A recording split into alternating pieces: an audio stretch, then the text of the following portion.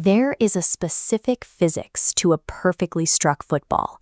When hit with enough force, the ball seems to hang against the stadium lights, defying the expected arc of a standard field goal attempt. This was the scene with 3 seconds left in the first half of a preseason game between the Chiefs and Buccaneers. Harrison Butker lined up from his own side of the logo, 69 yards away from the uprights. The kick required an incredible explosion of power. It didn't just scrape over the crossbar, it cleared it with several yards to spare, sending the entire Chiefs sideline into a sprint to congratulate him.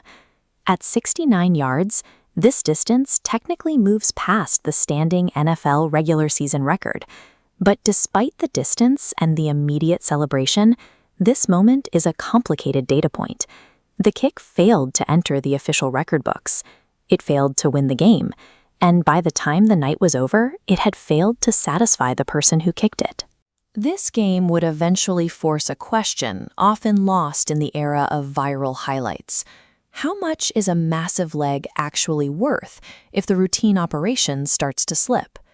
The first issue with the 69-yarder is the statistical vacuum of the preseason.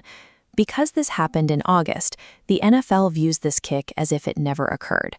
The league maintains a hard boundary between exhibition games and the regular season.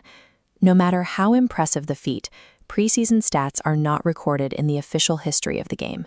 That keeps the official record with Cam Little of the Jacksonville Jaguars, who converted a 68-yarder during a regular season game against the Raiders.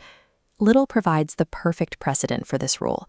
He actually hit a 70-yarder in the 2025 preseason, a kick even longer than Butker's, and it was also excluded from the record books for the exact same reason. In the NFL, sheer physical capacity doesn't rewrite the books. Without the official stakes of the regular season, these distances are effectively erased the moment the stadium lights go down. Any momentum Butker built in that first half quickly met the reality of a tightening game in the second. As the Buccaneers began a comeback, Butker's mechanical execution started to falter. After a standard touchdown run, he pushed a routine extra point attempt off the upright. The breakdown peaked on this 43-yard attempt. Butker lined up from the right hash and sent the ball wide right. Looking side by side, the 69-yarder is a straight line, while the 43-yarder, a kick he converts 94. Increasing the maximum distance a kicker can reach doesn't simplify the job. Accuracy under pressure is a different skill entirely, and as the second half showed, it remains incredibly difficult to sustain. While the internet focused on the 69-yard highlight, the athlete himself was focused on the failure. After the game, Butker rejected the praise for his range. He told reporters that he didn't care about the 69-yarder. He only cared about the missed extra point and the missed game winner. There is a practical benefit to that range.